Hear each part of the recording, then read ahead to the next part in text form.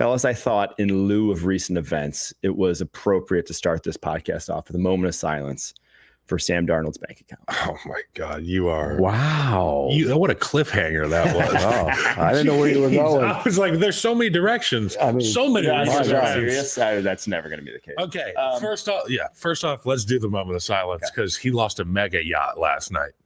The last 2 weeks. Pete, silence. Okay, I mean, cha-ching, cha-ching, cha-ching, but the opposite of cha-ching, curse splat, curse splat, curse splat. Yeah. That was what was happening last night. It was, and I saw this morning, and I could not believe it. It was 15 days ago that he was getting raised by his teammates, doing like the Hava Nagila in the locker room. They hit him with the water bottles, dude. It was a Disney movie 2 weeks ago. And then Jay Glazer reports scoopage on Fox, and he's like, Kevin O'Connell could be the surprise head coach candidate, would be available. Since then, they got routed by the Detroit Lions, routed by the Los Angeles Rams, and Sam Darnold has fallen like that guy Yuri out of the Red Bull blimp towards the earth at terminal velocity. Thank God there are nets because Sam Darnold went in free fall last night. And I want to point out something before we continue to skewer, roast, BBQ Sam Darnold.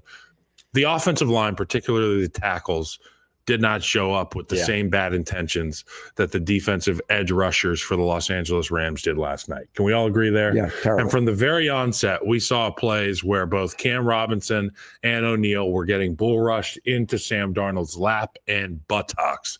And as a quarterback, I can imagine that's not a great, comfortable spot to start the game. But as an offensive tackle, as an offensive lineman, I can tell you this.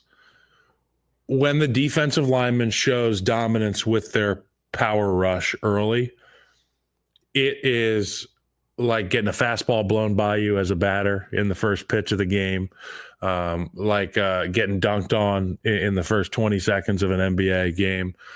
And it sets up all of his other rushes to his advantage the rest of the game. It opens the menu. The playbook widens because when you play against a guy like Chris Jones, when you play against a guy like, let's say, Jared Verse on the edge, you have to worry about speed, but you also have to worry about power. They possess both.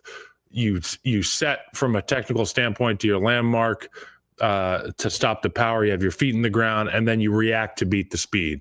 When they beat you with power early, all you think about is not getting run into your quarterback's lap the whole game. Your feet stand still. You get your edges swiped quicker. You're not as laterally efficient.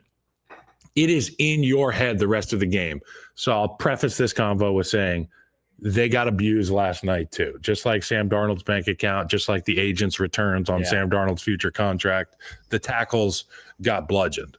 It's not a good offensive line. It just wasn't. Once Darrisaw went down, it was not a good offensive line. Cam Robinson is Cam Robinson. I mean, he shows up and plays. Oh, he was terrible. And he's not good in the run game ever. Never has been.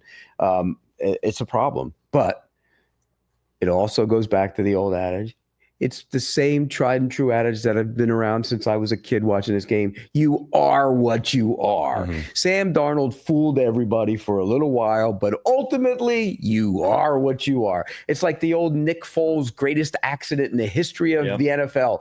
You are what you are. It always works out that way. No matter what, it always works out that way. And that's why, look, 3 weeks ago, I was the one, remember I was saying they should pay him and keep and trade J.J. McCarthy and get assets. Look, I'm not a big believer in J.J. McCarthy either, I'll be honest with you, but I wouldn't do that. I know that right now I wouldn't do that. You're going back on your proposition. Well, they still need assets, so I don't know what they do, but Sam Darnold, new Pittsburgh Steelers quarterback? What are you paying him? If you pay Sam Darnold, then you're going to be in the same situation you are with Russell Wilson. It's the same thing. The biggest problem I have with Sam Darnold, okay, he held the ball. We know that. He got a little gun. Oh, he held the ball. The look. It was the look. It was this 2 weeks in a row. Same look. I mean, it's almost like the Vikings put that in their quarterback because it's the same Kirk Cousins look in big games. Yeah. And I don't want that guy playing quarterback for me in the big moment. Mike, what did you see? Yeah, the guy that we talked about, like midseason or whatever, we're like, man, he's confident. Like he hits the back foot and he's ripping it. Doesn't care if there's a window or not. He'll throw into contested situations. He wasn't willing to throw into any contested situations. He was not ready to play in that game. I do have to give credit, though, to the Rams defense. Watching it back, they had a great game plan for how to deal with Justin Jefferson and how to deal with those wide receivers that are so dynamic. Obviously, it wasn't playing man coverage. They did a lot of combo coverage. They did a lot of trying to beat up Jefferson at the line of scrimmage and Addison just to like disrupt the time of the offense. So hats off to them. There were plays that maybe looked like terrible Darnold plays where really there were nothing. But there were also ones where there were stuff, and Darnold was still, to use his own words, seeing ghosts. Well, you remember, you go back to during the season, he went to Jacksonville and he was terrible in that game, remember? Yep. They won the game, but he threw 3 picks. He was really bad. And then everybody started wondering again, is he going to be Sam Darnold again? Does he turn into Sam Darnold? And then he went, I think it was Tennessee the next week, and he was okay, wasn't great. And then he finally snapped out of it and got it going a little bit. And so all of a sudden, everybody's back on, oh, well, he's Sam Darnold again. Those should have been those games should have been red flags that he is who he is. And there's a reason you're a backup in this league. And that's what he is. So where does he go? What happens now with him? Who pays him, and what does he get on the market? And what does he get if Minnesota brings somebody that liked what they saw during the good times this year and probably said, I can find a way to replicate that. And you know that along with being incredibly talented as a coach, there comes with it a lot of hubris. These guys have a lot of pride in what they do, and they all think that they are the exception to the rule, right? So they're like, I've seen Darnold do this. Well, if the Giants were willing to pay Daniel Jones over $100 million, I think they might be interested in Sam Darnold as well. That's the one I keep going back to for Sam Darnold, just because of the desperation. They have pick 3, sure. They could draft a quarterback there, but a rookie quarterback is not saving Joe Shane and Brian Dable's job. And so I don't think Sam Darnold is either. I don't think I agree. Jaden Daniels isn't out there. But yes, there's no. I don't think Sam Darnold's saving their job either. Oh, so, no, I'm not debating. But okay, so let's take the Jets is off the table because they're not going to bring him back. That's just, they're not doing that. Teams don't do that. So the Giants is a possibility. The Raiders, is Tom Brady running things? Does he want Sam Darnold? Raiders, I don't think it's funny because last week we were saying JJ McCarthy for the Raiders. But now they're not going to trade. Now we'll take Sam Darnold. But they're not going to trade him now. Yeah, understandably so. Browns. Browns, maybe. So the Browns are back in the same vicious cycle they're in before. It's the Browns, though. So. I don't think his market's going to be robust, to be honest with you. That's why. I mean, talk about going from the penthouse to the. I know if he got injured 2 weeks ago, it would have been robust. It would have been, unfortunately. It was never going to be $50 million. But it was going to be like all those teams would have been interested. Right. He kind of burned a lot of bridges over the last 2 weeks. Rightfully so. So Aaron Glenn broke him, unfortunately. But that's against two relatively good teams. Now the Lions aren't great on defense, but they had a great scheme against the Rams. Were bullies last night. They beat them up. Both sides of the ball. Jared Verse, my God.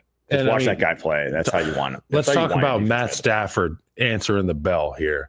Coming out there, the leader of that team, unquestioned leader of that team. They got to go on the road. They've got apocalyptic fires burning in Los Angeles. Their team has to go to Arizona to play this game, on short notice.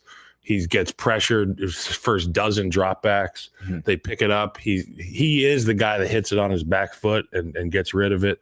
So impressive from Matt Stafford, time and time again. I can't believe I ever doubted this Rams team. I picked the Vikings, and I'm ashamed to say that, but it is what it is. Sam Darnold became Sam Darnold again.